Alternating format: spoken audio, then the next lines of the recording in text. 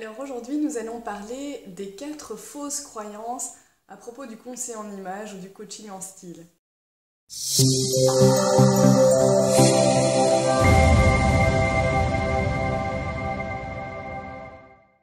La première croyance, c'est de penser qu'on va pouvoir faire tout toute seule. Il y a une croyance qui est liée au fait de s'habiller qui consiste à penser que comme on arrive à s'habiller, en fait, on le fait bien et on n'a pas besoin d'aide. Alors, probablement qu'on le fait bien, mais dans la réalité, comme tous les sujets dans la vie, ça s'apprend. Il est possible d'aller beaucoup plus loin.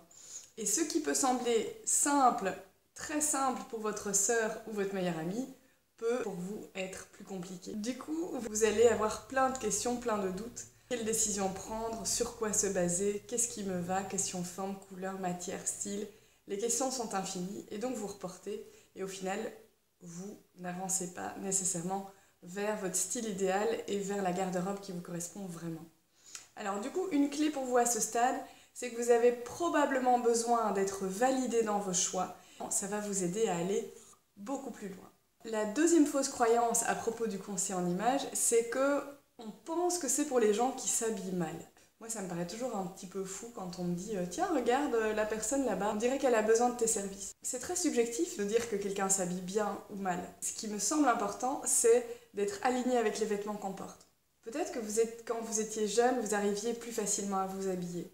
Et puis, quand on est une femme, on passe par des évolutions. Et souvent, il y a aussi des évolutions qui font évoluer le corps. La grossesse, la ménopause, la retraite, le fait de prendre ou de perdre du poids. Et quand on perd tous ses repères et quand on change de morphologie, en fait, on est tout à fait perdu.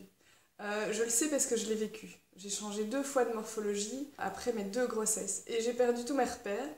Et heureusement, je me suis vraiment occupée de reconstruire une garde-robe qui soit complètement alignée avec ma personnalité pour de nouveau me sentir bien dans ma peau avec des formes qui vont bien à ma nouvelle morphologie.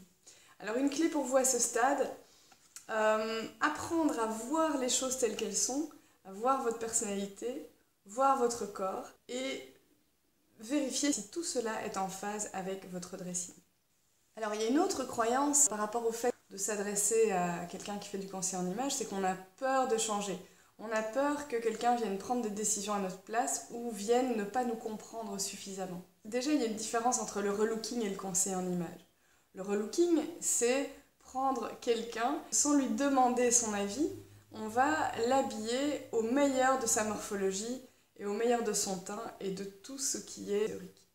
Le conseil en image, on va travailler clairement avec la théorie, mais on va surtout chercher à aligner cette théorie avec la personne avec laquelle on travaille.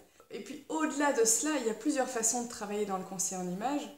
Il y a des personnes qui vont se positionner en coach, donc qui vont vous aider, vous apprendre à trouver vos réponses. Et puis malheureusement, il y a des gens qui vont décider à votre place et vous dire il faut faire ça ou il faut faire ça. Une clé par rapport à cela, c'est de bien écouter votre intuition, oser dire ce que vous pensez et quel que soit le développement personnel que vous entamez, prenez vos décisions vous-même. Une 4e croyance, c'est est-ce que c'est pas superficiel de s'occuper de son look? En réalité, pensez à la dernière fois que vous vous êtes senti prête à abattre des montagnes parce que vous aviez la tenue idéale pour vous. Il faut 2 secondes pour se faire un avis à propos de quelqu'un. Et 93% de cet avis va se jouer par la communication non verbale. On vit dans une société codée, notre être envoie des messages en permanence. Et donc, la clé que je peux vous donner à cet endroit-là, c'est d'observer à partir d'aujourd'hui l'effet de vos tenues sur vous-même et sur votre entourage. Vous allez voir, si vous êtes complètement en cohérence, si vous êtes complètement convaincu, vous allez recevoir plein de compliments. Quand ça n'est pas le cas, ça se passe autrement. Voilà, alors je vous souhaite une très belle journée et je vous remercie de m'avoir écouté.